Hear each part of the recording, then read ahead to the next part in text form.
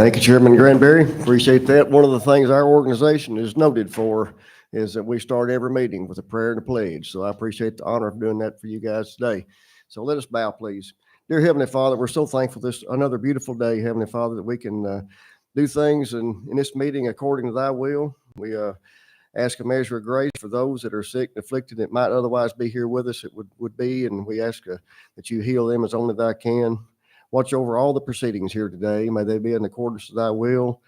And we're so thankful for your Father and what he did for us on the cross. All this we pray in Jesus' name. Amen.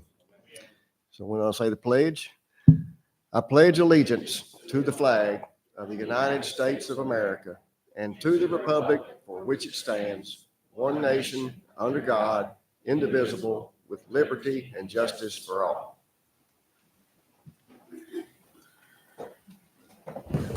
Thank you, Mr. Mayberry, and once again, thank you for your hospitality for this commission and all our agency employees. And lunch yesterday was fabulous, and this meeting venue is also fabulous as well. So we have a long list of visitors here today. Our favorites, Clarence and Laura Dye, thank you very much for coming. Aaron Daniels, Cash Daniels, Frederick Moody, Mike McClanahan from TDOT, Senator Joey Hensley, Horace Tipton from the Federation, Nicole Michelson, Logan Michelson, April Ware, Roy Harmon from the Foundation, Representative Caleb Hammer, Representative Scott Sapicki, Mayor Sheila Butt, thank you so much for coming here. And our former chair lady, Angie Box, is in the back corner. Angie, thank you so much for coming today. We appreciate your presence. Slate Ryder, and that's it. And at this time, I would like to acknowledge Representative Scott Sapicki, who wants to say a few words to the commission.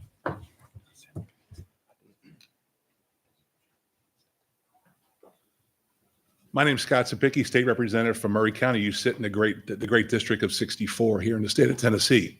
I want to say, first of all, welcome. Mr. Mayberry, thank you for opening up the doors of Farm Bureau, one of the best facilities we have in the state of Tennessee representing agriculture, and then what you do representing hunting and fishing across the state of Tennessee. First of all, I grew up in the state of Missouri. Some of my fondest memories were up at Mark Twain Lake with my father sitting next to him when it was probably 0 degrees, trying to bag a buck in those days. I have shot enough animals in my life. I don't need to shoot anymore, but I'll be going to the hay fields right after this. And I know, and hopefully some of you don't know where I live, because there are 3 magnificent bucks that come out when I cut hay. And so I'll be looking to put one of those on my wall this year. But thank you for what you do. I am very pleased with the work that you're doing across the state of Tennessee with hunting and fishing. I want to say thank you very much for hiring Tory Grimes. And I'm dead serious about that. My first taste with TWRA was not very good up in the General Assembly with previous representation you had. I felt I was lied to and deceived by TWRA, but not you, by your representation. Mr. Grimes and I have had a relationship since day one up there. He's a very trustworthy man in the General Assembly. You can take his word as gospel, and I think you are well represented in the General Assembly, representing the voices of who you are. So once again, thank you for coming to Murray County. Thank you for coming to Farm Bureau, Mr. Mayberry, and hosting them. And we hopefully have a really nice meeting. I will not be able to stay very long because I have another meeting I have to go to. But if there's anything you ever need here in Murray County or in the state of Tennessee, please don't hesitate to call on me for any bills you need run. Thank you. Thank you, Representative. Mayor Butts, would you like to say anything to the commission? No, just welcome, and we're so glad to have you here. And I know you enjoyed your past couple days out in Denali and the things that have gone on, so we just appreciate having you very much. Also, to Farm Bureau, thank you so much for letting us have this meeting place with you. It is outstanding. Thank you for what you do for the state of Tennessee. Thank you, Mayor Butt. Thank you for hosting us here in this beautiful part of the state of Tennessee. Okay, anybody else? Miss Mary, would you please call the roll? Monty Blue. Brad Box. Here. Stan Butt. Here. Wally Childress. Here. Bill Cox. Here. Greg Davenport. Chris Devaney. Here. Ford Little. Here. Rhonda Moody. Here. Chip Saltzman. Tommy Woods. Here. Hank Wright, Jimmy Granbery. Okay, thank you. We Chairman, have we a have a quorum. quorum. What's that? Senator Hensley, would you like to say something? Maybe I looked over the list and there's so many names, I might have left you off the list, and if I did, I apologize.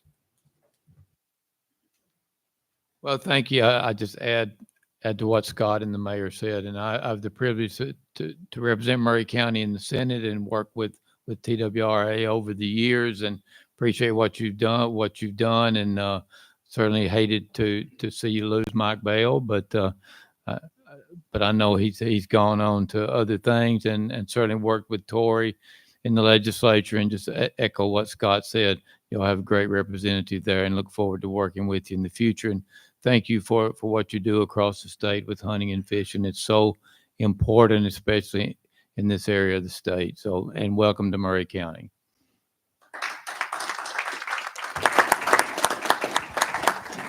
Thank you, Senator Hensley. We appreciate your representation for this great state of Tennessee. Okay, that being it, commissioners, you have the minutes in front of you. Can I get a motion to approve, please? So moved. Second? Second. Have a second? Any discussion? All those in favor say aye. Aye. Opposed? Minutes are approved. Okay, any of the commissioners have anything they'd like to say before we get started? Okay.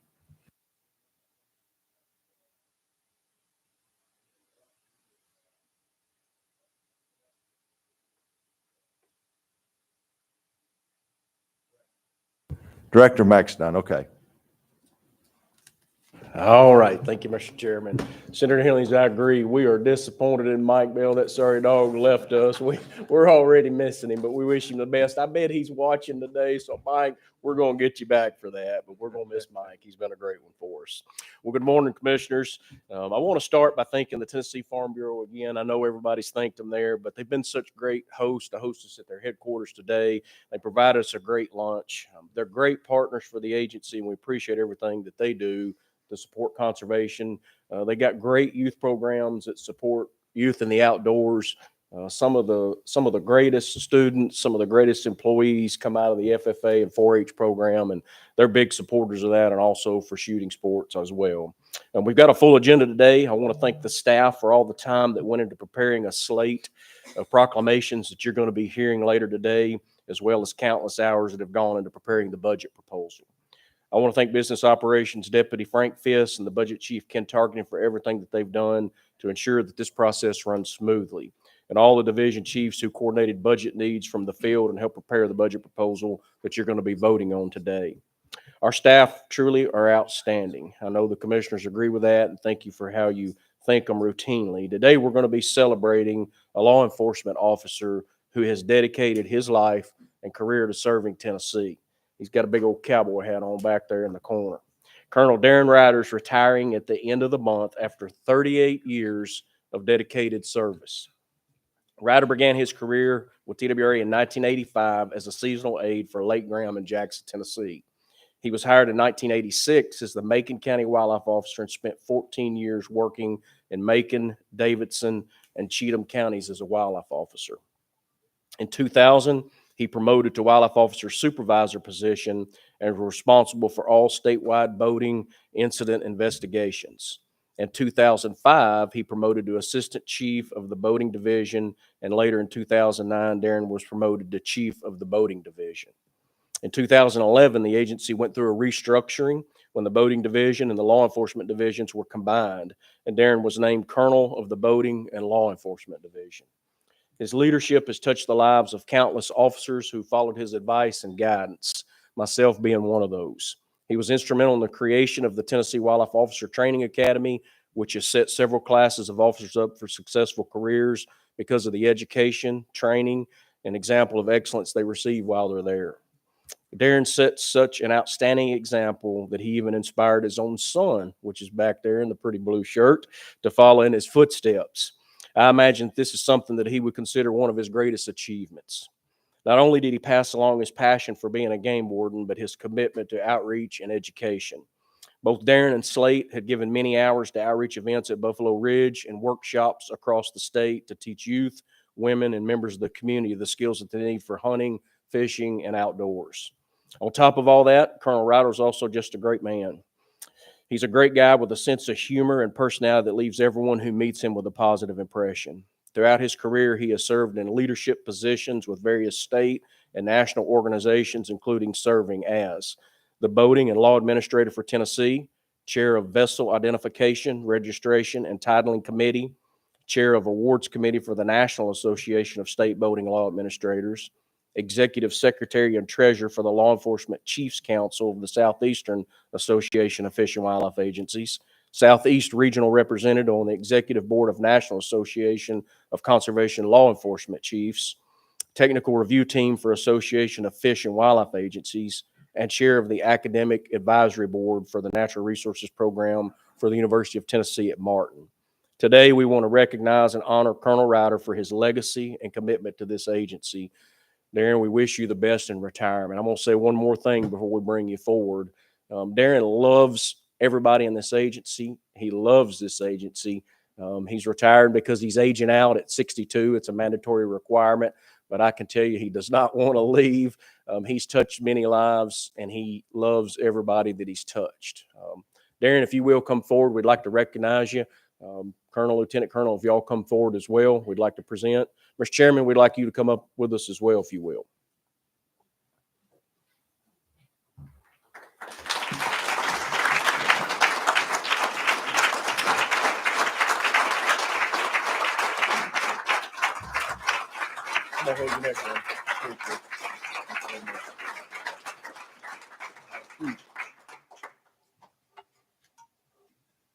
Lee, you want to get one, then we'll do one later. I know you probably want to get one now.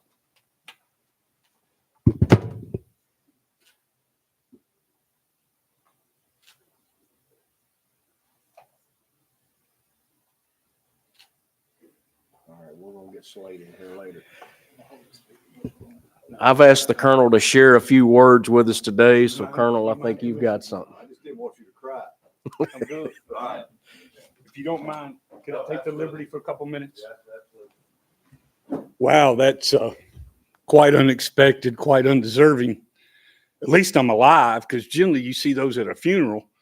When somebody's dead, all them flashes of pictures at old school. So thank you for that. That was awesome, bringing back some of them. Somebody dug deep to find them pictures. That's back when there was only 35 millimeters available. So if you don't mind, I got a few comments. And I'm going to call this then and now.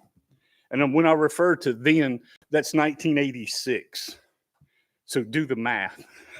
And then when I refer to now, that means 2024. So the salary. Then it was $1,240 a month is what I started out making. That's a little over $14,000 a year. Now we're making new hired officers are making a little over $5,000 a month, which is a little over $60,000 a year. So our trucks then, it was two-wheel drive, regular cab, and that's it. And actually the state charged you $28 to pull the AM FM radio out and put an AM only radio in it. And then back in those days, we had the little bubblegum blue lights that had magnets on the bottom. You had to stick it on top of your roof and go woo, woo, woo, woo, like that. But now our trucks are four-wheel drive. They're crew cabs. They got blue light bars. They have winches, brush guards, tinted windows, consoles, computers, gun racks, cages, floor mats, seat covers, and tonneau covers. Back then, the radio was I should be smart enough not to rat myself out. So when I first started, I'll get to that in a minute. So I had worked a month, and my supervisor called me to Paynes Road and said, "Son, what have you been doing the last month?" I said, "Sir, I'm working every day, all day, hard as I can." He said, "Well, it's funny, haven't heard you on the radio." And I'm thinking, what radio? Nobody ever told me there's a radio in my truck. And it was a little Midland about that big that sat underneath the dash, and then you had a keypad over here, and you had to punch a number to open up a tower to talk. So that was back then. And now we've moved to digital 800 megahertz that have Bluetooth and that are hands-free. Patrol boats, 16-foot ebb tide with 115 horsepower. And the only electronics it had, if y'all remember them old Lowrance circles that did the orange circle with a blip, and that told you how, when it stopped at that blip, that told you how deep your boat was, how deep you were in the water. And now we got 24-foot base style center consoles. They got 300 horsepower motors. There's blue light bars. There's takedown lights. There's bait wells. There's dry storage. There's built-in coolers. There's T-tops. There's radios. And now we got side scan sonars in our boat. Firearms back then, Model 66 Smith & Wesson wheel gun, revolver. It's .357. And the challenge there with that firearm, it had no night sight. So when you shot at night, it threw a flame out about a foot long, and it would blind you, so you couldn't get back on target, and it was really hard to qualify at night. Now we got 9mm Glocks, night sights. We have tactical shotguns, and now we have Daniel Defense patrol rifles.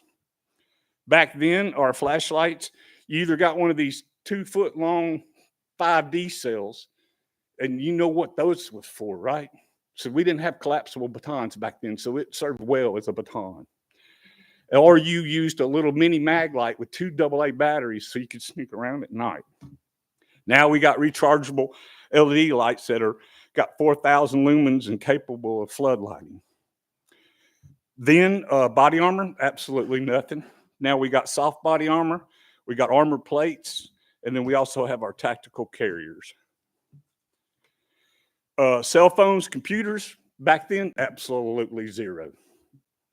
You had to actually, I kept a roll of quarters in my door handle, because when the dispatcher called saying, hey, call me or call a landowner, I had to pull over to a payphone and get my door handle to get my quarters out to make a call. And then right beside it was a can of Lysol, because you had to fumigate. You can imagine the public phones back then. So we fumigated that with a can of Lysol. Now we got smartphones, tough books, built-in Wi-Fi and Bluetooth. Training, back then, day one, I spent at the office, and each divisional chief gave us a 30-minute talk about their division. So day two, we show up, we get measured for a uniform, we take our psychological test, and somebody come over behind me and handed me a gun and a badge and said, see you, go to work. I said, okay. So that's how that started. But now we got a 23-week basic training academy. We got regional specialized training. We have boating training and the FTO program. So it's a full year's worth of training. Then court cost was $10 fine and $46 court cost. Now it's a $10 fine with a over $300 court cost. So I don't know if you heard me. $10 fine back in '86 is still $10 fine in 2024. So the fines haven't changed. Back then, our tickets book were about 4 by 6 inches, fit in your back pocket, off you went. You fill it up and go knock on call a supervisor with your roll of quarters and say, hey, I need another ticket book. And he'd hand you one. Now our tickets are 8.5 by 11. They're computer generated. You can print them in the trucks. It's a lot of advancement there. Our uniform, back then, you had a long sleeve Class A and a short sleeve Class A and long sleeve pants. That's it. Class A, that's it. Now we got a separate dress uniform. We got a separate field uniform. We have a separate boating uniform. I'd like to get into a few factoids real quick. There's been 2 letters in my file in my career. The letters use the language of loss of equipment. I beg to differ. I'd like to refer to it as it was just a temporary misplacement. One of them was a firearm, and one of them was a pair of binoculars. So without, man, the sidearm, and pretty simple. I had it on the back of my toolbox, turned on Lebanon Road and Donaldson Pike. Didn't know it. I was on my way to qualify at Donaldson Academy. Showed up, didn't have a gun to shoot. Had to tell my boss, say, look, I ain't got a pistol. And he said, well, where is it? And I said, man, if I knew, I'd have it. And he says, he reached in behind his Ram Charger and pulled out behind his spare tire. You remember those spare tire was in the back. And he pulled it out and says, does it look anything like that? I said, that's it. That's the one.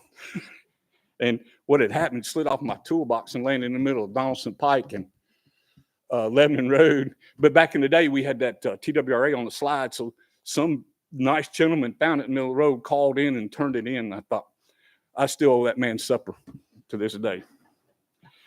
Made a ton of mistakes, learned a lot of lessons. There's one that some of you heard is the deer. So back in the day, in the mid 80s, you broke the speed limit to go to a roadkill deer, to go pick it up, because that's just what we did. But being an officer in Davidson, you had zero place to place them, chunk them, whatever you want to call it. And so Marrowbone Lake is like a long ridge road that goes down into the lake. And it's desolate. There's no lights. So I'm thinking, I'm good here. So I chunked the deer out, right? Next day at the Nashville office, Larry McGinn says, hey, you need to call this lady. Okay. She says, I need some help. I said, what's the problem? She says, well, about 10 o'clock last night, a truck rolled up. Doors flew open. Rap music was coming out very loud from the truck. And I woke up this morning and there was a deer on top of my house. And I said, I think I know where you're at. And I said, what made you think it was a bunch of kids? She said, because of that rap music that was coming out of the truck. So I had pitched a deer off on top of a lady's house. I had to go get a ladder and get it the next day. So I've been privileged to be a part of hiring 101 officers, promoted 95 sergeants, lieutenants, captains, majors, and lieutenant colonels. I've witnessed or been part of 61 retirements. Commissioners since 2005, when I started attending these commission meetings regular, I befriended or got to know 52 commissioners. Commissioner Cox, even though you had 3 terms, only counted you once. Served 4 directors. With my travels and my committee work and organizations, I've been able to stay in 43 states, which has been a great pleasure and experience. Vehicles, I've had 8 vehicles assigned. I've had 4 trucks, a Jeep, a Tahoe, and 2 Crown Vics. And let me tell you, them Crown Vics at 130 still got a lot left. I got mine up to 130, and it just scared me. I'm just going to be, it ain't been past, no. So they do 130 and still got a lot left. So approximately there's been about I best I could figure was about 1.2 million miles I've been behind the steering wheel of an agency vehicle. And understand this, the reason I mention these factoids is totally not to infer to any type of accomplishments that I have made, but rather to demonstrate on a small scale how blessed I have been. Had I not been an employee of this agency, none of these experiences, these memories, or these relationships would ever have been possible. I'm at a complete loss and total loss. That was a surprise to see my son. I know in interviews I've been asked, what's your legacy? And I've met a loss, but as I think it through, that's potentially my legacy right there, is leaving him with this agency for the next few years. So hopefully he can do good things and accomplish a lot. So it's hard for me to find the appropriate way to give thanks to each and every one of you that has touched my life during this career. And I'd be remiss if I didn't mention the one that needs the thanks the most, and that would be my wife. We were high school sweethearts. I was 16 years old and she was 17, so she robbed the cradle. And I know it's hard to accept and understand, but the lifestyle of the game warden, and these game wardens know it is a lifestyle. It's a way of life, period. And for her to support that lifestyle is truly remarkable, that she stuck with me by my side every step of the way. I'm going to leave with this. It's Psalm 37:4. Delight yourself in the Lord, and he will give you desires of your heart. This quote reminds the retirees to find joy and fulfillment in the relationship with God by seeking his will and putting their trust in him. Retirees can rest assured that their desires, dreams, and aspirations for this new phase of life will be guided and fulfilled. Retirement should be seen as an opportunity to deepen one's spiritual connection, discover new purposes, and share the wisdom and experiences accumulated over the years. Thank you. Thank you.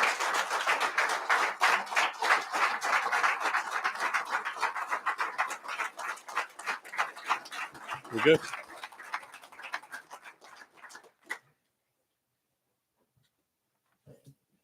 Thank you, Colonel. We're gonna miss you. And Commissioner/bosses, we've made a lot of corrective action since some of those things the Colonel said. Well, last thing, Chairman, at this time, we're very happy to announce that we have filled the Colonel's position. In fact, we're thankful that we were able to overlap that position. So I want to introduce the new Colonel, Dale Grandstaff. Colonel, you mind coming forward? He's the newly promoted Colonel of the Law Enforcement Division. I want to give you a little bit of background on Dale. Grandstaff has been with the agency for 26 years. He began serving as boating and law enforcement lieutenant colonel since November of 2021. He began his TWRA career in 1998 as a wildlife officer for Sullivan County. Following graduation from the Tennessee Law Enforcement Training Academy in 1999, Grandstaff transferred to Montgomery County. He spent most of his career as the Montgomery County wildlife officer and was promoted to a sergeant for TWRA District 21 in 2012. Grandstaff was promoted District 21 captain in 2015, where he spent the next 6 years managing one of the busiest districts in the state. A well-respected leader in the agency and industry, Dale is active in professional organizations in his community. He currently serves on the University of Tennessee at Barton's Academic Advisory Board for Natural Resources Programs and has been a member and served as chairman of the Nashville Area Maritime Security Committee in 2020 and 2021. He also accepted the National Conservation Law Enforcement Leadership Academy in 2017. Colonel Grandstaff is active in his community and is a member of the National Wild Turkey Federation, the Wildlife Society, American Fisheries Society, Tennessee Farm Bureau Federation, and the Tennessee Cattlemen's Association. He's a native of Smith County, where he still maintains an active cattle farm, and we're confident that he is well prepared to take on this new challenge at the head of the law enforcement agency. So congratulations, Colonel.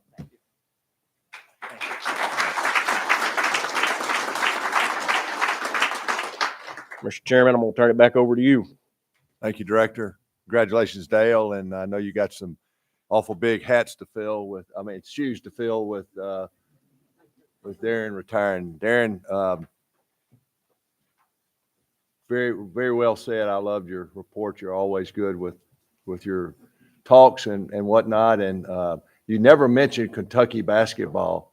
So I promise you to still make those tickets available since you're such a big Blue fan, and we'll enjoy seeing you at the gym. This time, any other commissioners have anything to say to Colonel Ryder?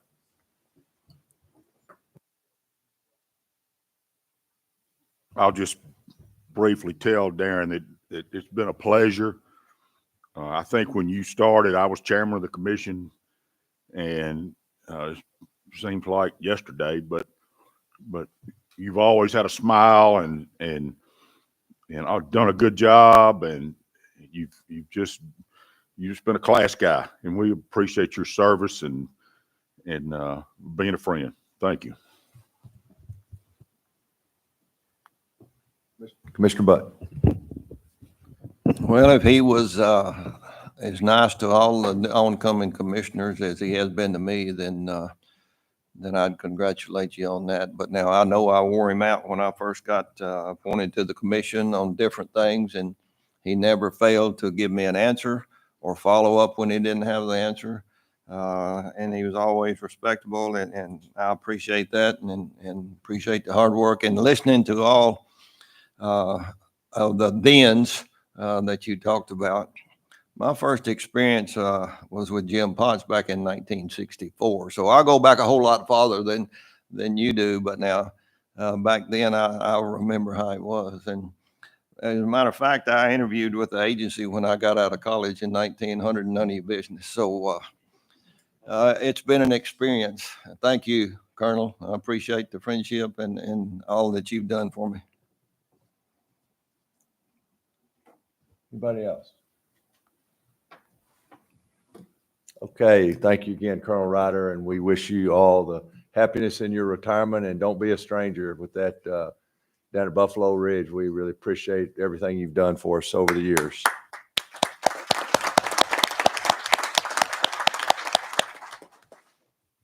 Okay, Lieutenant Colonel Matt Majors, please, sir.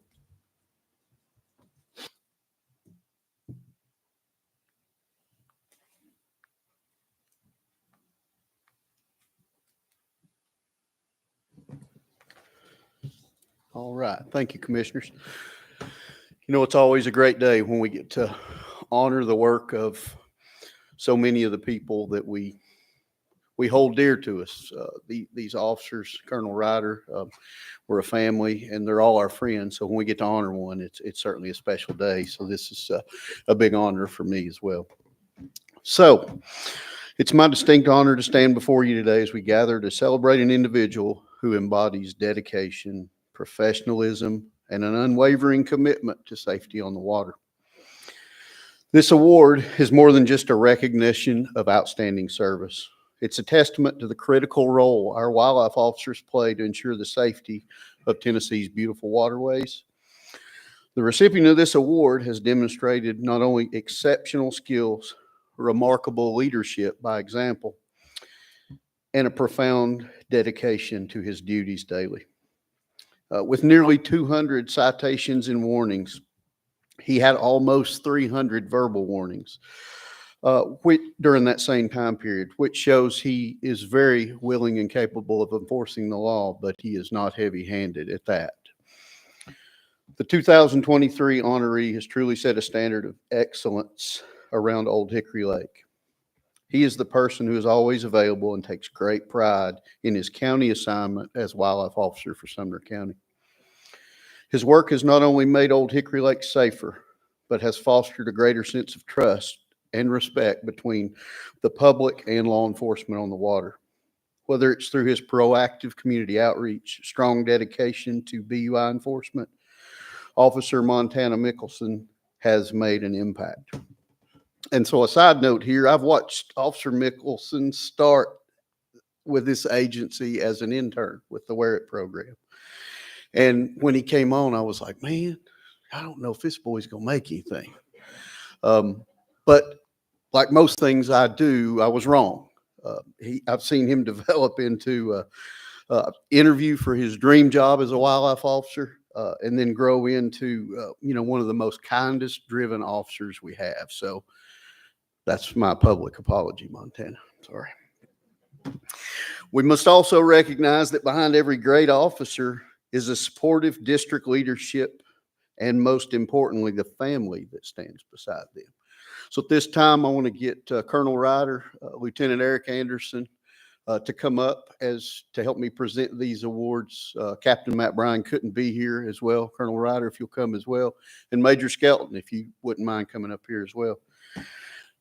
But thank you, Miss Michelson and Logan, for all your support. I can tell you that my wife has made my career what it is through the support she has given me. So, some more good news about Officer Michelson too, before we present him the award. The way this process works is every year, each district sends one candidate in, one exemplary officer for consideration. So we get 8 people submitted to us. And as you can imagine, that is a challenge. So our Officer of the Year, once we select them, then they're submitted nationally to the National Association of State Boating Law Administrators. They're sent there, and then they compete nationally with all the other state boating officer of the year awards. And we're proud to acknowledge that Officer Michelson is in the top 3 finalists, and he will travel to New Orleans, Louisiana next month to be in the running as one of the top 3 finalists for that national award. So congratulations there too. With that, it's my great pleasure to present the 2023 Boating Officer of the Year to Officer Montana Michelson. Your exemplary service and dedication ensuring our waterway safety for all Tennesseans and our visitors has been unmatched. Thank you, Montana.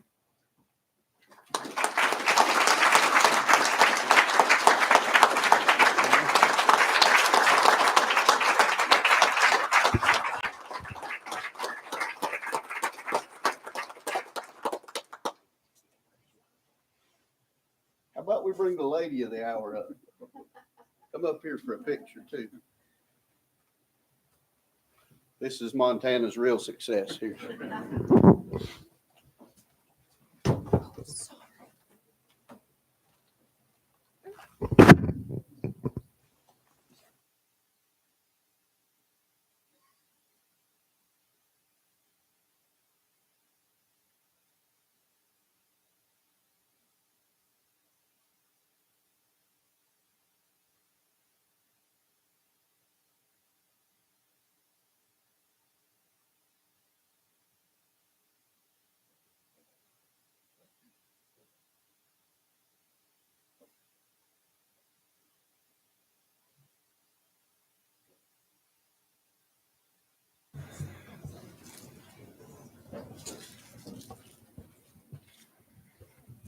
I think we need to have a resolution to change his name from Montana to Tennessee. I'm not sure how that really works, but congratulations. We appreciate your service.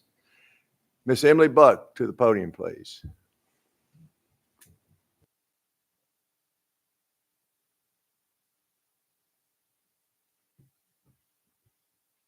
Thank you, Commissioners. Just as a housekeeping item, everyone who has gotten an award, if you'll stay around, we're about to present a couple more, but we would like to get more additional photos on our backdrop at the next break, so don't run off on us.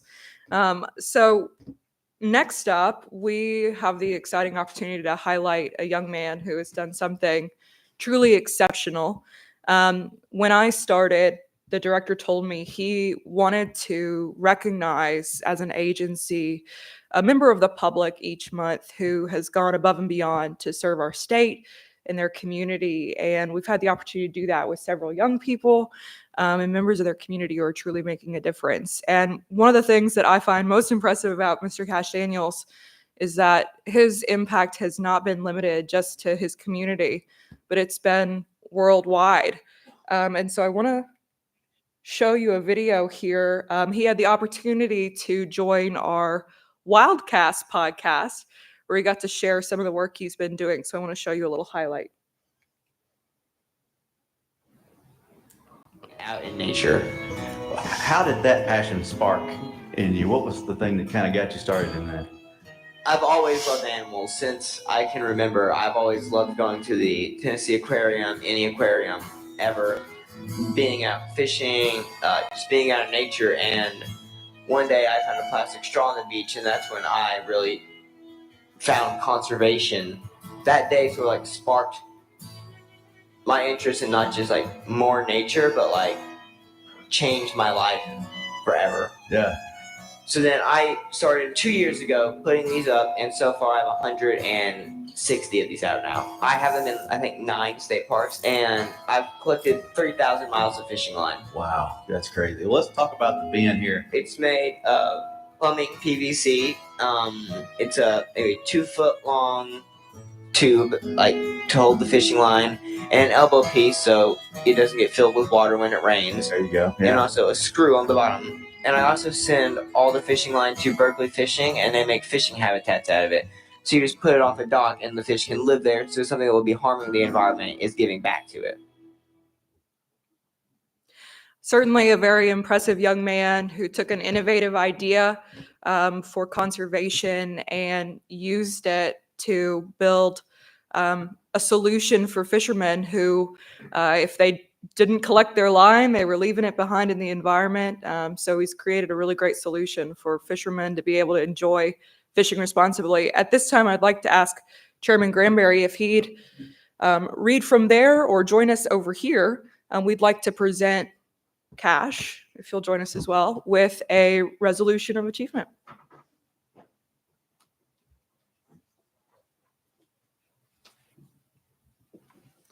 Thank you, Emily. So, pay attention. This is quite the remarkable story. By Commissioners Jimmy Granbery, Chris Devaney, Greg Davenport, Tommy Woods, Ford Little, Rhonda Wright, Moody, Stan Butt, Monty Ballou, Brad Box, David Wright, Bill Cox, Chip Saltzman, Wally Childress, David Salyers, ex officio, Charlie Hatcher, ex officio, and Governor Bill Lee, ex officio. A resolution to honor, commend Cash Daniels, the conservation kid, for his passionate support of wildlife and natural resources conservation. Whereas at the young age of 7, Cash was inspired to become a conservationist and make positive change to help clean up Tennessee lakes, streams, rivers by reducing the amount of plastic litter. And whereas in 2019, Cash and his friends, Ella Galaski Rosen, founded the Clean Up Kids, a nonprofit dedicated to teaching all kids around the world the importance of conservation and keeping our environment clean. Whereas more than 15,000 kids have directly benefited from learning more about conservation from Cash, along with his countless more social media followers who have seen his extensive outreach work. Whereas Cash is an accomplished writer, having published the children's book, One Small Piece, which aims to encourage you to start changing the world one small piece at a time. And whereas a passionate and talented wildlife photographer, Cash always carries his camera bag to capture the conservation stories he can share online to inspire and educate others. Whereas in 2022, Cash began installing the monofilament recycling bins made of plumbing PVC for a reel in and recycle initiative to prevent used fishing line from littering the Tennessee waterways, threatening wildlife species. Whereas Cash now has installed 160 monofilament recycling bins at 9 Tennessee state parks, which has resulted in more than 5,000 miles of fishing line being properly disposed of. Whereas Cash partners with Berkeley Fishing to repurpose the fishing line into new fishing habitat, transforming the waste from something harmful into something beneficial. Whereas Cash hosts routine river cleanups with his friends, family, and variety of organizations, which have resulted in more than 45,000 pounds of trash removed from the environment. And whereas the determination, passion, kindness, bravery, innovation earned him the nomination for Time Magazine's Kid of the Year Award, as well as the Tennessee Wildlife Federation Youth Conservation of the Year Award, and many other well-deserved honors. Whereas it is fitting for the commission to celebrate the accomplishments of those individuals who have worked tirelessly to benefit Tennessee wildlife conservation, and therefore it be resolved that the Tennessee Fish and Wildlife Commission recognizes and honors the great contributions of Cash Daniels made so far to his life and the incredible future he is sure to have. Be it further resolved that to honor Cash Daniels for this progress he has made in removing plastic from the litter in Tennessee waters. Be it further resolved that we commend Cash Daniels for creating an innovative solution for anglers to enjoy the outdoors responsibly. And be it further resolved that this commission encourages Cash Daniels to continue partnering with the state of Tennessee, nonprofits, and businesses to grow his network and to reach the conservation message. Therefore, be resolved on this 23rd day of August 2024. Congratulations. Thank you.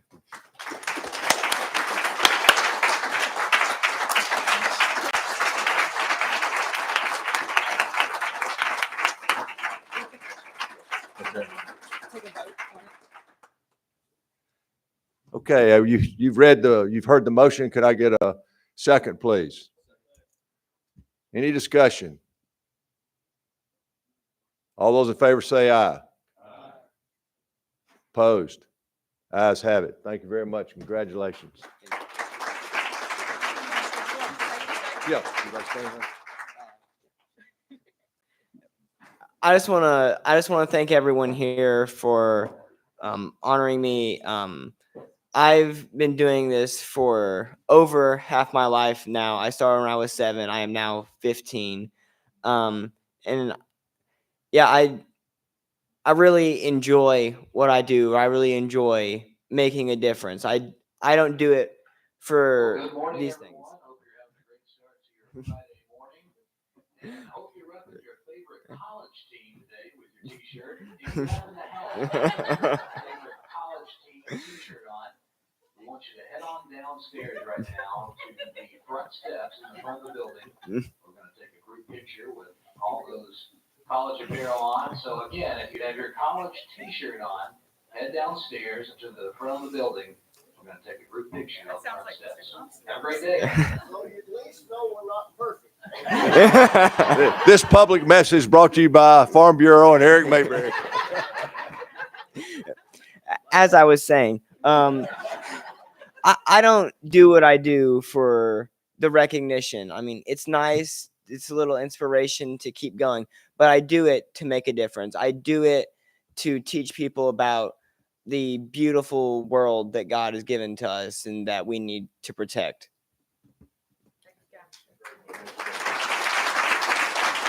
Thank you so much. Director, I think you need to say a few words because this really benefits your 750 employees and everything you do for this state. So I got to meet Cash back last year. We were at a build ants function, and Cash, you are an exemplary young man. Cash is what I would consider a true conservationist. I think you've seen that on the video. And Cash has really gone out, developed an intuitive idea, and done something that's really helped the environment and really helped conservation. So Cash, congratulations. Cash is actually headed to South Dakota to receive another award tomorrow. So they're getting ready to go get on an airplane here shortly, and they're going to be flying out. He's been recognized nationally in many places for such a great effort. So Cash, thank you so much. We're proud of you. Thank you. We'll get a picture today. I asked Cash if now that he's a teenager, if he was going to become the conservation teen. But as we all know in marketing, once you've got a great brand, you don't mess with it. But thank you so much, Cash. Chairman, if it's all right, I'll continue on to our next item on the agenda. Yes, ma'am. Yep. Thank you. So next up, we're going to stay in our theme of conservation and really great partnerships. I'd like to ask Michael McClanahan to join us here at the podium. He is TDOT's Highway Beautification Manager, and TWRA has been proud to play a small but important part in their pollinator habitat program. We partner with them to help spread their message. So we've got our biodiversity division who supports them on the working group however we can. And the communications team also is happy to help share their adorable Polly Bee. And I have actually I said to the commissioners last night, I was going to have to design us a little cute Polly Bee or something cute for us too. I'm leaning towards some sort of silly raccoon, but who doesn't love that cute bee? All that to say, I'd like to have Mike McClanahan come up and just tell us a little bit more about the program, and he also has a presentation to make. Well, hey, good morning, and thanks to the commissioners and Director Maxidon and to Chairman Granbery for having TDOT in the room. Definitely appreciate the ability to address the group. Happy Friday and happy Football Friday to everyone too. I'm personally excited about that. This is TDOT's pollinator habitat program that we started some years ago. About, we weren't really sure what we were doing on roadsides to do for maintenance practices. We weren't really sure about educating the public. We quickly did some study into what other states were doing. We pulled in partnerships, and together we advance all of those through a working group that meets quarterly. It's TDEC, TWRA, TDOT, and then the Wildlife Resources Agency. Our staff contact is Chris Simpson, who's phenomenal and a friend and all that. But I do have to tell you, we've advanced some really cool projects through the years. We have a voiceover animated bee that teaches school kids about the importance of pollination and pollinator species. All of these species are in decline over the past several decades. Of course, I think it's easy to know about bees and butterflies, but, think about bats. Think about beetles and think about hummingbirds, just species that we all know and love that are important to the cotton that we all wear, to the squash and the vegetables that we all are going to eat at lunch. That pollination is just vitally important to Tennessee's agriculture and sustaining life. So knowing all of that, we've advanced the voiceover animated bee. We are about to give out our 1 millionth packet of milkweed seed to Tennesseans through a mail order program we call Project Milkweed. And we've planted on area. We've expanded our what we spray and what we mow. We've expanded some greater knowledge about those practices. So saying all of that, last year we got some pretty amazing recognition from the North American Pollinator Partnership Campaign. This is an international nonprofit that works with the Canadian government on topics. In this country, they established National Pollinator Week in June, and we work with a ton of governments in Latin America where a bunch of these pollinator species, migrate to over the winter. We received a roadside management award from them for our effort as a whole. I wanted to extend that recognition to our state partner agencies, and so we've had similar presentations with the other groups this month, and definitely wanted to share that the success that TDOT received is success with the other state agencies. So on behalf of pollinator species that, migrate throughout Tennessee and the other state agencies, I did want to share this plaque in recognition of those efforts and in recognition of this agency. So thank you.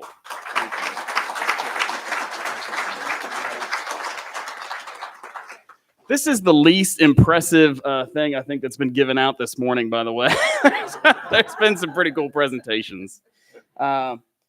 Switching gears, and that's really the pollinator bit. But switching gears a little bit, I also did want to share. I'm part of TDOT, but my cone of the department is really about litter and landscaping and scenic roads. I just wanted to give you kind of an update on a partnership that we had with you over the summer. We had placed 80 bear-proof trash receptacles along 7 of the 13 scenic byways in the state. So, we placed them at overlooks, trailheads, pull-offs, those sorts of areas where they're serviced by local groups. It's really important for us. We had some branded messaging on the receptacles, but it's also really important for us to improve visitor experience and that sort of thing, that people won't be leaving their trash at those places. They've got some infrastructure, with where to put them. Those were installed, and then we reached out to TWRA to do some joint messaging about that, about bear-human interactions, proper waste disposal, proper food disposal, if you're picnicking at an overlook, that sort of thing.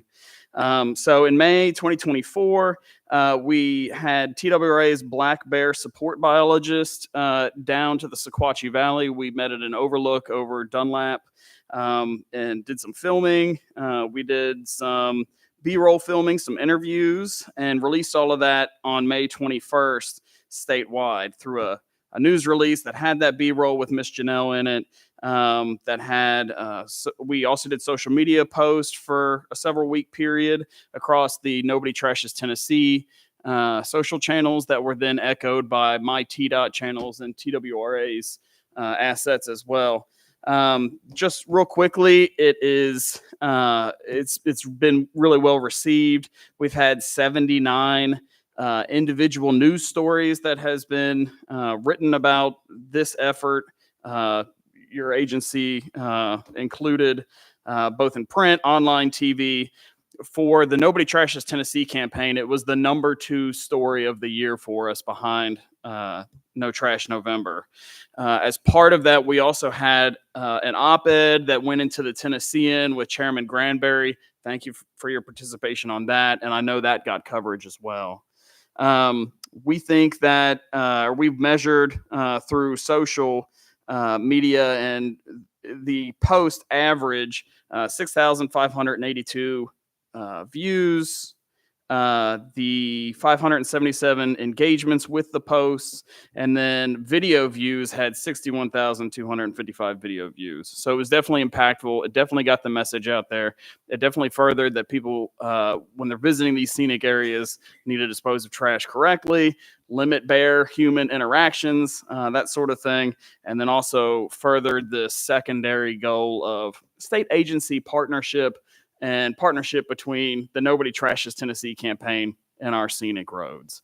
So saying all of that, I just want to thank Chairman Granbery. I want to thank the agency and Emily for their time and attention to this. And It's something that we've loved, and I think we want to continue and noodle on doing some more. Thank you for the opportunity. Yep. Thank you.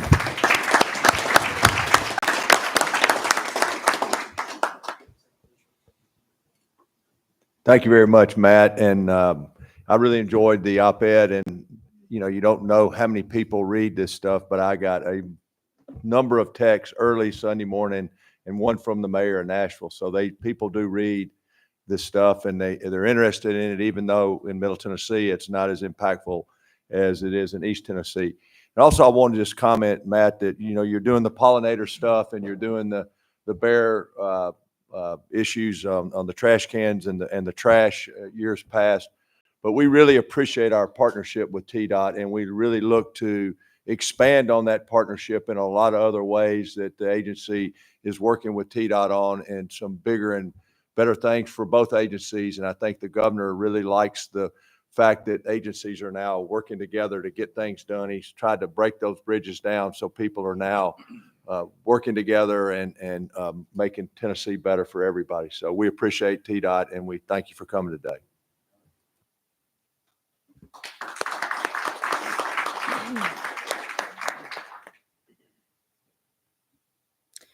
All right, next on the agenda, we're going to talk a little bit about some of the youth programs that the agency supports. And I am really grateful to have the opportunity to stand up here and talk about these programs that I love. Actually, there's kind of a running joke around the office where they'll say, "Did you know Emily was in FFA?" Because I talk about 4-H and FFA so much that it's a bit of a running joke. But I want to start with our support for Tennessee 4-H. And if you watch closely, you'll see several throwback pictures of me throughout this presentation, because I just can't help myself. I actually literally would not be standing here today without Tennessee 4-H. My grandparents lived in 2 counties across from each other, and they met in Tennessee 4-H. I'm actually wearing a locket that my grandfather gave to my grandma at National 4-H Congress, but it doesn't stop there. My mom was from East Tennessee. My dad was from Middle Tennessee, and they met when they served on 4-H State Council together. So 4-H is something that's in my blood. It's something I'm very proud to have the opportunity to support through my role now with TWRA. And we also have our Assistant Chief of Outreach, Matt Cleary, here. He's my backup today because some of these are actually work that his team is working on as well. So we're happy to be able to work on that together. So here in Tennessee, we have 150,000 members in Tennessee 4-H. And that ranges from 4th grade to 12th grade. And then young people also have the opportunity to participate in collegiate 4-H programs. This organization develops youth to make the best better, and they learn by doing through hands-on activities. There are 4 4-H centers across the state, which they have camps at, and we'll talk a little bit more about camp here in a minute. But in this program, the students have project areas that they're able to participate in, and UT Extension has developed curriculum for those. So the project areas that apply to us are environmental science, fisheries, forestry, outdoor recreation, shooting sports, and wildlife. And so we have the opportunity, and staff across the state participate at the local level, and we support at the regional and state level as well. So take an example of the wildlife program. Students have the opportunity to participate in what used to be called wildlife judging. It's the Wildlife Habitat Education Program.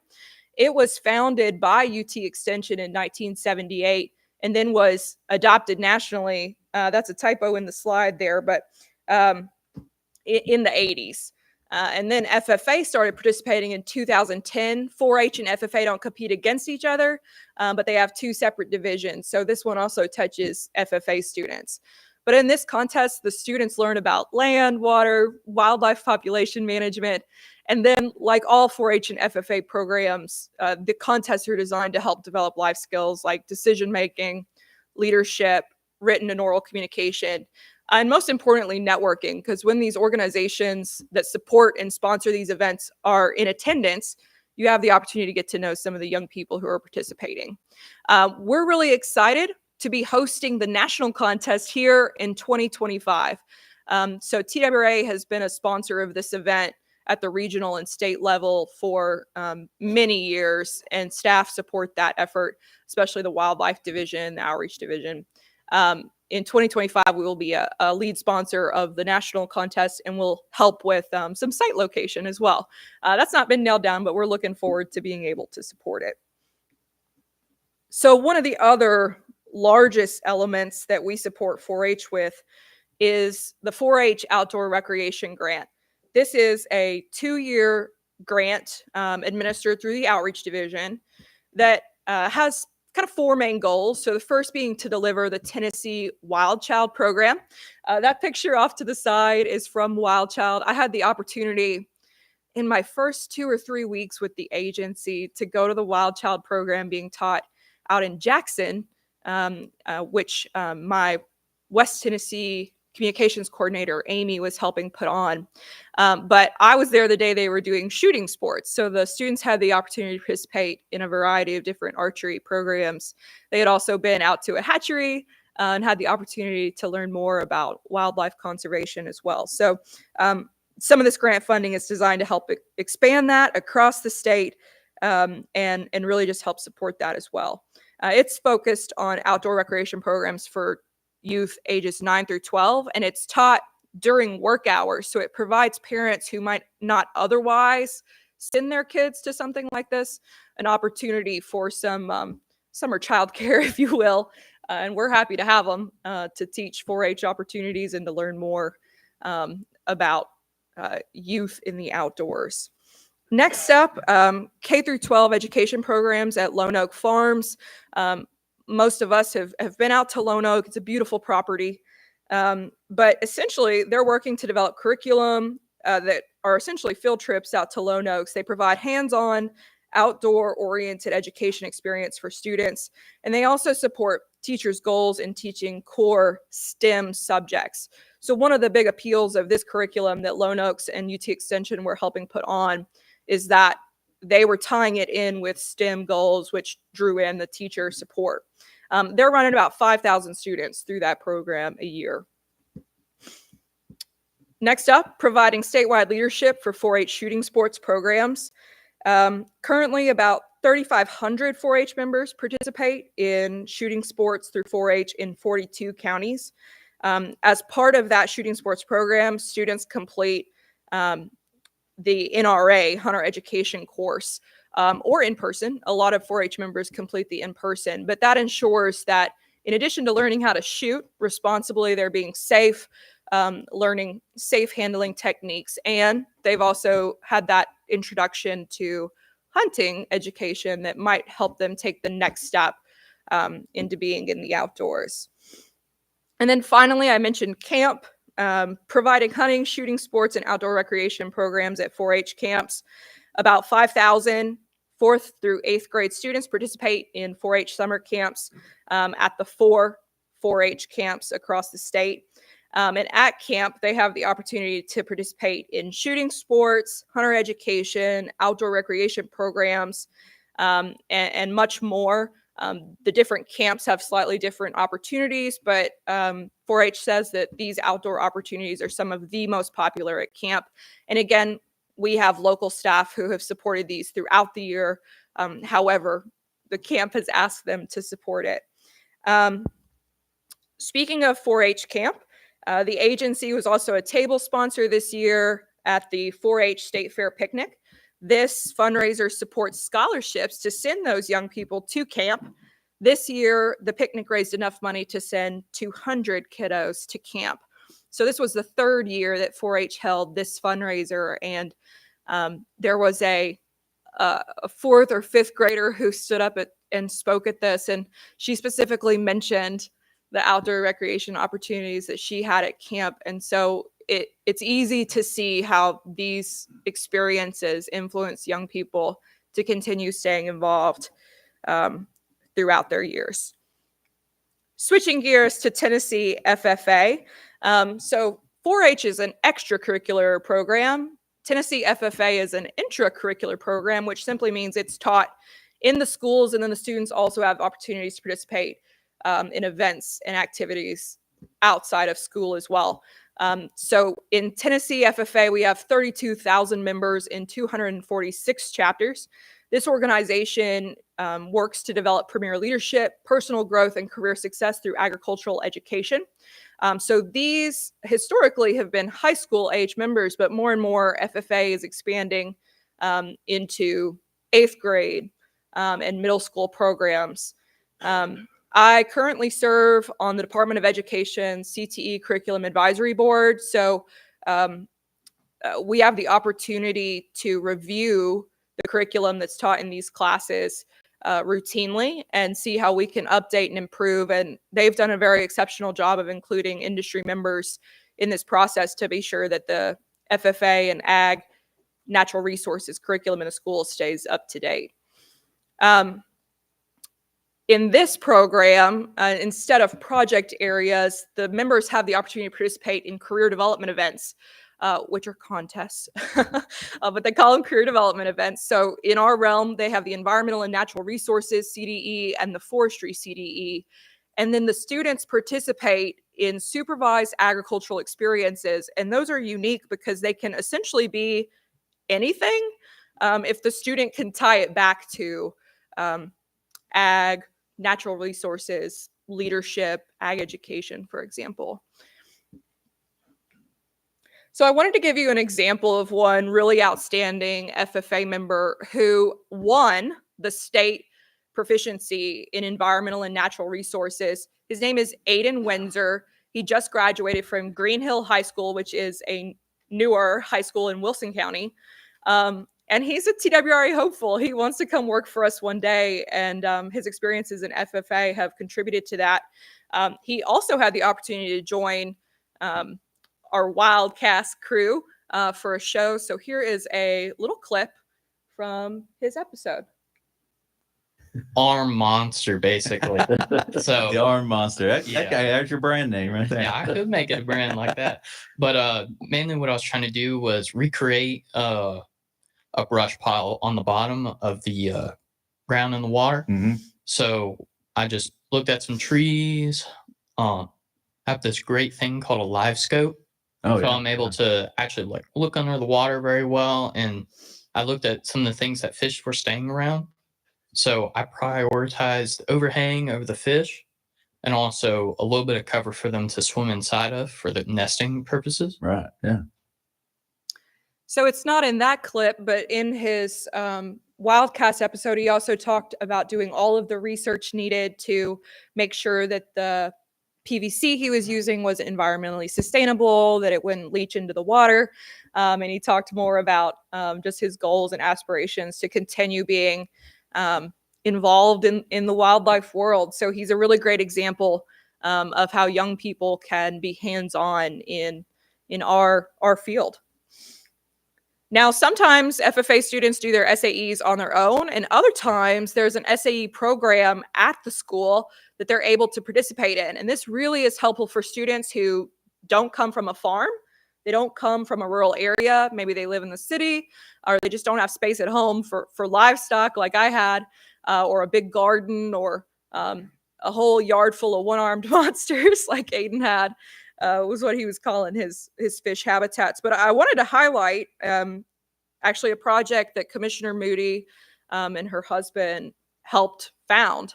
And it's a really great example of work that commissioners do to support their community and young people. So at the York Agricultural Institute in Jamestown, students have partnered with the Sawbriar Lodge to raise pheasants for an annual hunt in October. So the students are raising 500 birds this year at the school. And York Institute is a really unique campus. They've got cattle on site. They've got a processing facility so that they can sell farm to table products from the school. So they have a lot of space for a lot of these awesome opportunities.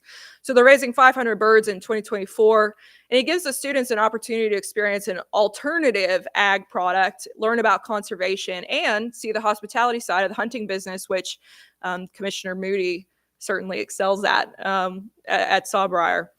So last year, Sawbriar hosted a really incredible hunt. The agency is looking forward to be involved in this however we can in this coming year, and we're looking forward to that in October. But another great example of SAE programs that students can participate in. We also are happy to be a session sponsor for the Tennessee FFA State Convention. They typically have anywhere from 3,500 to 5,000 students, visitors, guests, and advisors attending this. This is the event where students compete at the state level in many of the career development events. So the director had the opportunity to speak in his session. We also had an expo booth, and one of the things that I was the most encouraged by is just the conversations that we have with those FFA members.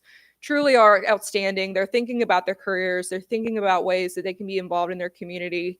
They're hungry to learn more. And 4-H and FFA members really are the cream of the crop there. We also were able to host a career workshop during state FFA convention. It was standing room only. So I told them they'd have to get us a bigger room for next year. But we were able to have Matt attended. We had a wildlife officer who was able to speak, and then Janelle, our bear biologist, attended. And I have to brag on her constantly, but I had several young ladies come up to me after that asking if she was still at the booth. They wanted to talk to her.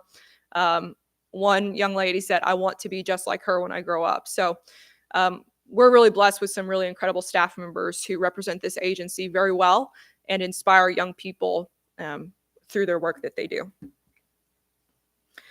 We also are happy to support FFA camp. That's a shot of me back when I was the FFA camp intern. So there are 7 weeks of FFA camp where students have the opportunity to participate in leadership and career classes, as well as fun stuff. But in the career classes, they actually have an option.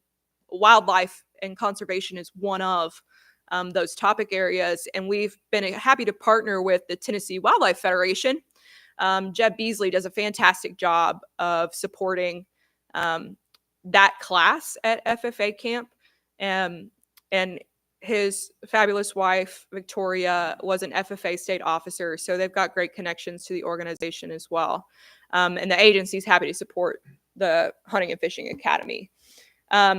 Jeb also supports the rifle range there at FFA camp. So he works with the teachers to make sure they're following safety protocols. And we're in the process where we are now getting these FFA members signed up with TWRA IDs so that we can kind of keep track of the influence, the touches that we've had in these lives so we can track our 3 goals.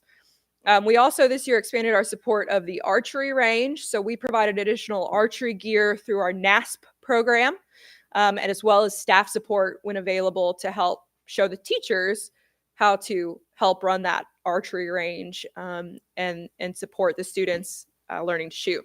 Then last but not least, FFA camp is located on the beautiful banks of the Caney Fork River in Van Buren County. And a lot of those young people like to fish while they're there. So for the past couple of years, we've been supporting FFA camp by purchasing licenses for those young people to be able to fish legally while they're at camp. We also have supported FFA with the FFA State Fair Ham Breakfast. So one of the purposes of this fundraiser is actually to pay the national membership dues of those FFA members so that financial burdens are not a barrier to participation in FFA for members. We were a table sponsor this year and have been in previous years as well. I also wanted to take a moment to mention and once again just brag on incredible partnerships with Tennessee Farm Bureau while we're here. So Tennessee Farm Bureau has a couple of shooting sports events that are fundraisers that support young people. Shooting Hunger is one of those. And then also Agriculture, Kids, and Clays, which is a newer one. So we've been happy to support this fundraiser for 4-H, FFA, and Ag in the Classroom programs. Lacey Lane, our shooting sports R3 coordinator, has supported by participating at the event, providing event staff there. And then the agency also has made a donation to support this organization and this program. And then last but not least, I know I've been up here for a minute. We're always looking for opportunities to give these outstanding youth networking opportunities. I truly believe that I would not be in this job, I would not be with this agency if I had not had the opportunity over the years to meet Farm Bureau President Lacey Upchurch, Miss Rodonna Rose, commissioners of agriculture. I was just exposed to so many different leaders in the industry during my time in 4-H and FFA that created career opportunities that I would not have had otherwise. So we're always looking for opportunities to get to know these young people better. We recently, last year, had a premiere for a deer conservation movie that was created, and we invited 4-H and FFA state officers to that event to have the opportunity to meet with commissioners and agency members as well. So it's not all business. We get to have a lot of fun. And with that, I'm happy to answer any questions you might have. Thank you, Emily. Do any of the commissioners have any questions for Emily? I just have a quick comment. A question came to mind about how you weave TWRA into the curricula, and then you covered it. You obviously do. I especially like the fact that you can track your R3 to see how many kids are buying licenses, basically, and how many are making that transition. So great. Thank you. Thank you, sir. Anybody else?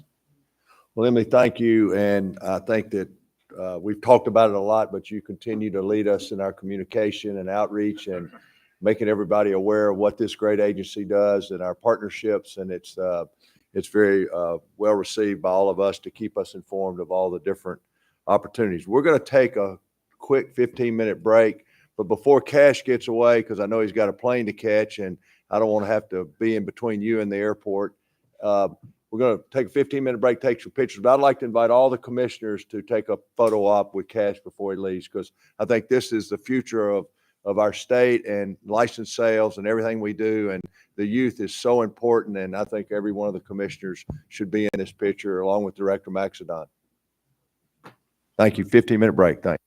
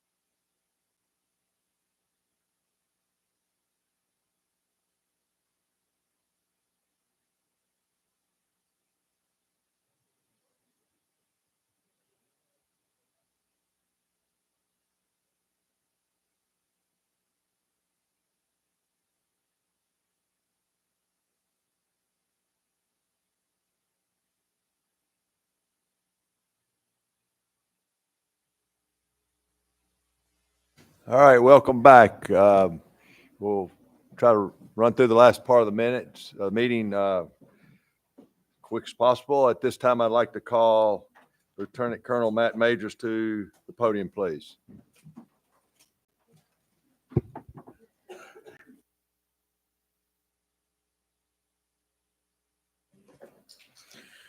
Thank you, Mr. Chairman. So again, this is proclamation 24-13, and this is for the temporary lift of the no wake zone near Marion County Park, Marion County, Tennessee, in Region 3. They're close to I-24 for the boat races on October 12th and 13th with a rain out date of the 14th. Are there any questions? Commissioner Woods. The committee met on this matter yesterday and moved it to the full commission. Do I have a second? Second. Any discussion? All those in favor say aye. Aye. Opposed? Ayes have it. Thank you, Lieutenant Majors. Thank you, sir.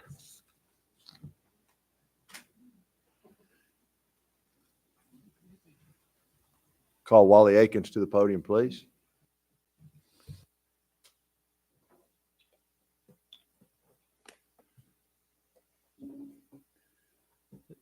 Thank you, Commissioner and Commission, here today to present some amendments for a few proclamations that I went over yesterday.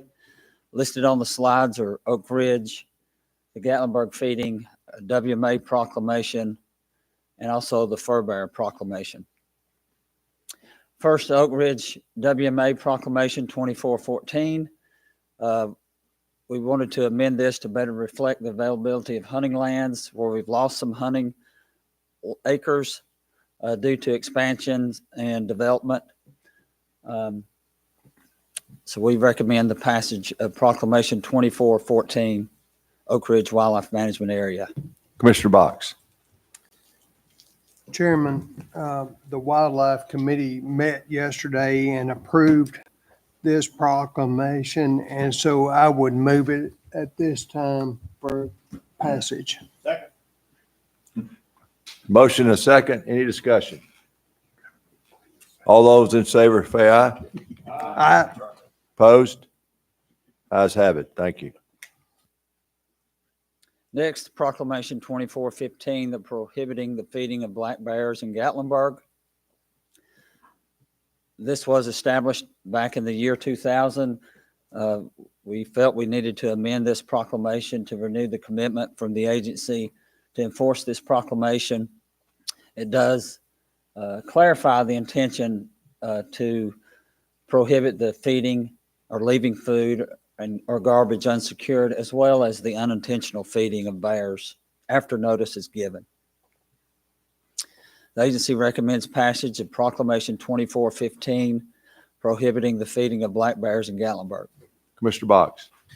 Mr. Chairman, the Wildlife Committee considered proclamation 2415 and it was approved, and I would move it for acceptance.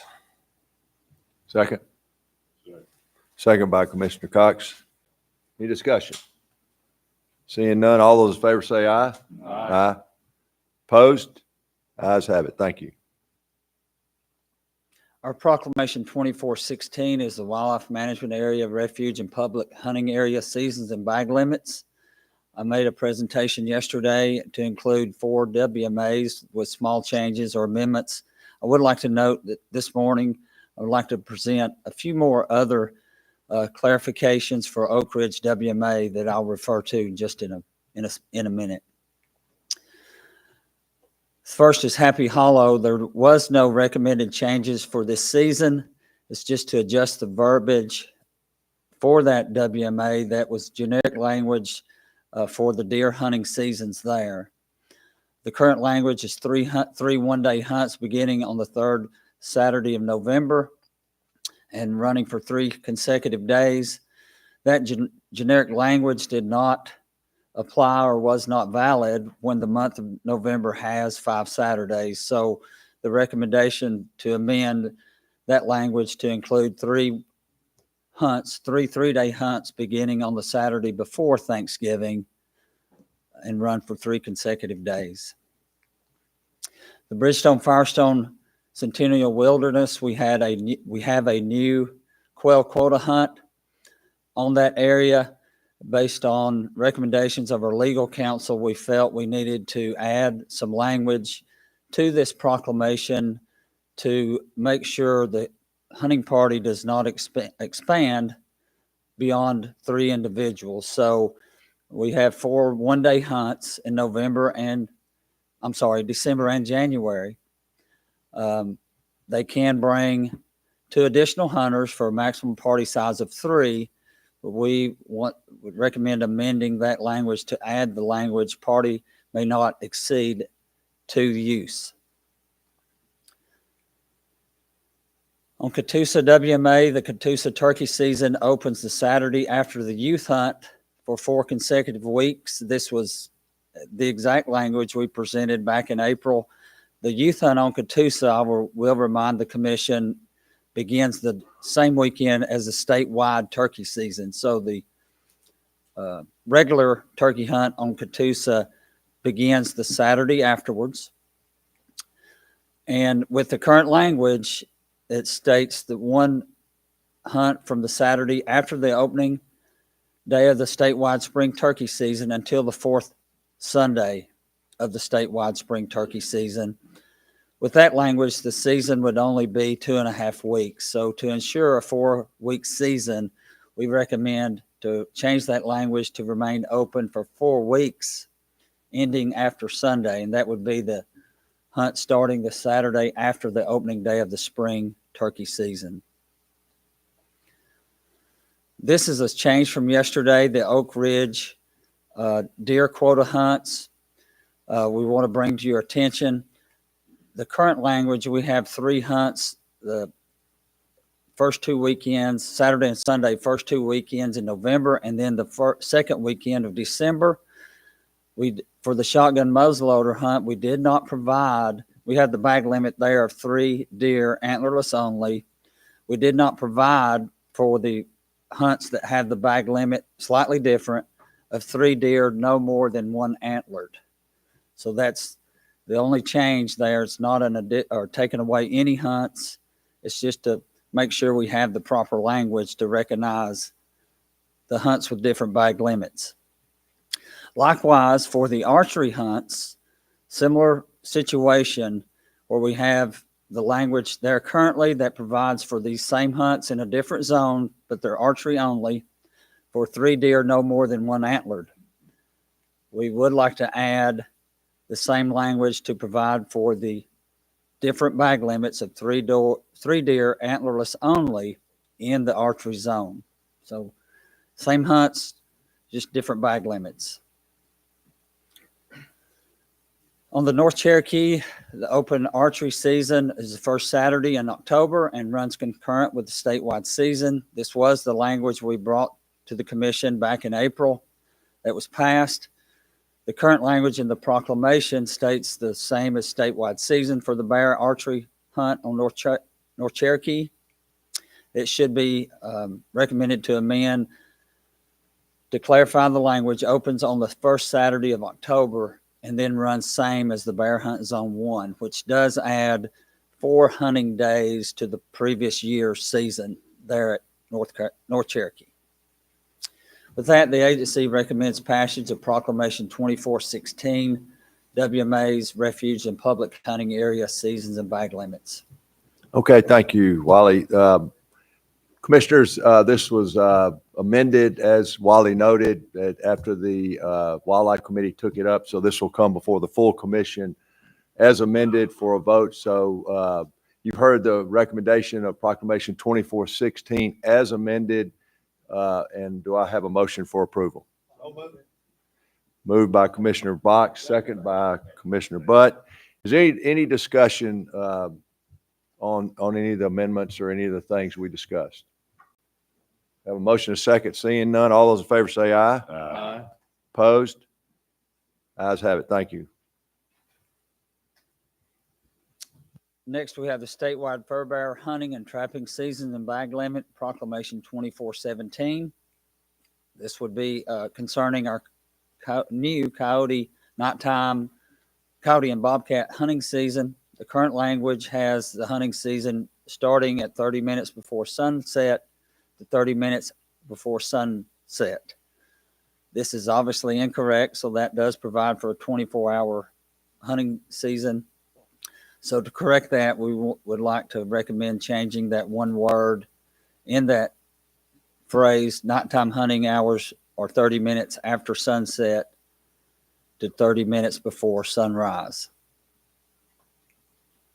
With that, the agency recommends passage of Proclamation 2417, statewide fur bear hunting and trapping seasons and bag limits.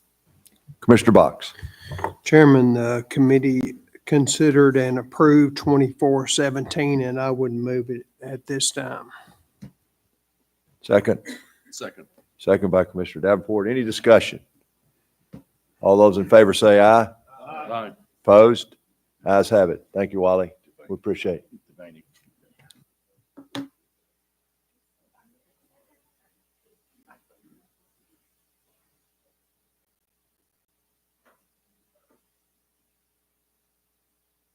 Okay, at this time, I'd like to call Deputy Director Frank Asst to the podium, please.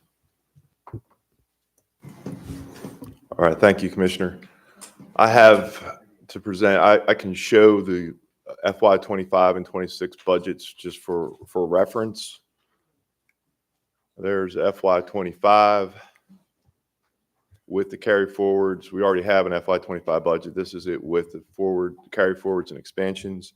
And here's the proposal that was voted on yesterday for FY 26.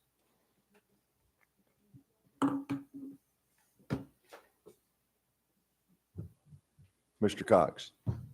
Mr. Chairman, the Budget Committee recommends and I move approval of the 2025 carry forwards in the 2026 budget. Do I have a second? Second. Mr. Moody. Any discussion? Okay, seeing none, all those in favor say aye. Aye. Opposed? Ayes have it. Thank you, Deputy Director. Thank you, Commissioners. Okay, I'd like to call on Commissioner Stan Butt, please. Thank you, Mr. Chairman.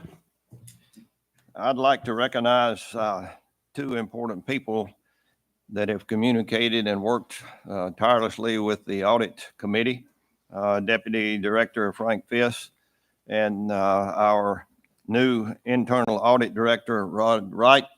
As a result of communicating with them, then the Audit Committee passed with the approval of the full commission earlier this year, a new Audit Committee charter. And in that charter, we were renewed with the responsibility that's associated with this committee. And as a result, then several actions were taken as scrutiny continued from downtown comptroller's office. And so we have taken this very seriously as to our responsibility. And so I would like to update you on actions that have been taken. The Audit Committee communicated fraud, waste, and abuse responsibilities to the Commission and to the TWRA executive leadership, reminding all of our responsibilities to do our best to prevent fraud, waste, and abuse. Secondly, to further support those efforts, TWRA leadership sent an all-hands communication to the entire employee, highlighting the efforts to prevent the report of fraud, waste, and abuse. Thirdly, the Audit Committee has created an email address, TFWC, Audit Committee @tn.gov. This new email address can be used to communicate directly with the Audit Committee and to report fraud, waste, and abuse in a confidential manner. And lastly, anyone, citizens or TWRA employees can report fraud, waste, and abuse confidentially to the Comptroller's Office at tncot.cc/FRUAD or to the Internal Audit Director, Rodney Wright, at rodney.wright@tn.gov. All of this information can be found on TWRA's internet site for the public as well as employees. With that update, Mr. Chairman, I'll turn it back over to you. Thank you. You'll be happy to know I'm not asking for approval of anything. It's just information and an update on what's being done. Thank you, Commissioner Butt, and you've taken a hold of this audit committee and done an exemplary job, and it's a very important topic in this agency to create transparency, and we really appreciate your professionalism in handling this. Okay, we're about to our close. Before we close, I'd like to offer anybody in the public the opportunity to speak if they desire. Okay, seeing none.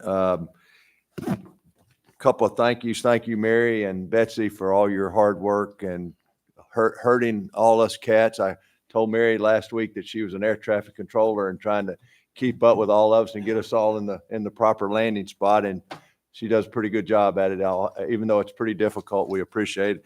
And a special thank you to Stacy Saxton from Region 2 for handling the hospitality and the refreshments for everybody. We appreciate that. Hopefully these strong men over here will help you out with those big coolers, because I know they're heavy, and we appreciate it. Director, do you have anything else before we close? No. Yeah. And okay. And once again, we'll thank Farm Bureau for their hosting us, and we really appreciate it. And the hospitality, the lunch yesterday was fantastic, and Campbell Station last night was fantastic. And we appreciate the mayor and your hospitality and in God's country down here in Columbia. And we look forward to coming back real soon. With that, I'll entertain a motion to adjourn. Second? Okay, thank you. Meeting adjourned.